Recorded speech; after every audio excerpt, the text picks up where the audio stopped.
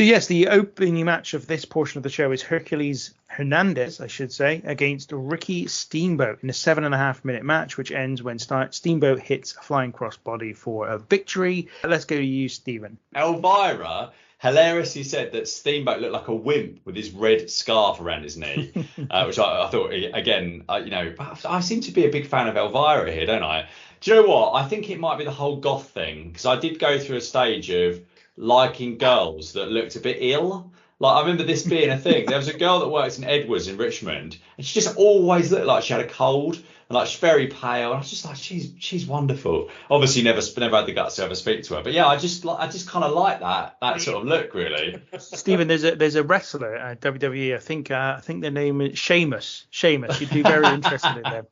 Yeah, unfortunately, well, I'm not against a redhead, but I'm more of a brunette, ill-looking sort of fan, really. So Hercules had been a regular in Mid-South throughout 1984 and 1985. Now, I think it's probably fair to say that Hercules hasn't got the most incredible reputation as being Wrestling Observer Wrestler of the Year, but I thought he was much better in that run than he was later in the WWF.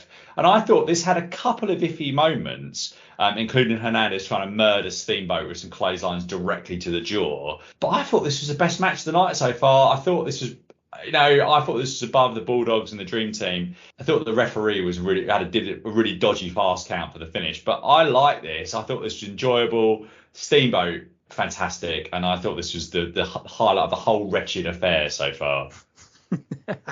I kind of agree. I got to be honest. Again, it really does, sort of set the bar for the entire show, really, doesn't it? But again, for me, there was a match of the night, which I will get to. But this was it up to this point. Not that it was fantastic or anything.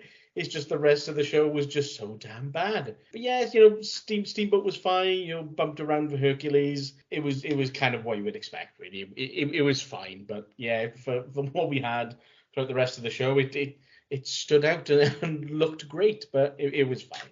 Yeah, I thought this was pretty good. Yeah, I thought this was the one for me that came closest to challenging the Bulldogs versus Dream Team for Match of the Night honors. Hercules looking like Eugene, looking like his absolute spit. It's ridiculous. He looks just like Eugene in this show. He's also far better, as you said, Stephen, than I've ever seen him. So I haven't seen the Mid-South stuff with Hercules in, but in terms of his later WWF run, he is not a particularly standout performer, even in the not particularly fruitful halls of the WWE roster of the late 80s. Hercules is someone I always think looks ill, funny to your point earlier on, Stephen. That's why I like the match so much, to be honest. Yeah. But he doesn't look so ill here, but usually he looks very red. Like his old chest always looks really red, and the rest of him looks really white, as if he's kind of really just a look about him that makes you think he is not well. Not because he's got a cold, but because there's something else going on. There's something else that's not. I think there is something else going on, isn't there? Yeah. Yeah, exactly. Yeah. And so that's always the impression I've got from him. But yeah, this was actually a decent match. I agree, it was a decent match.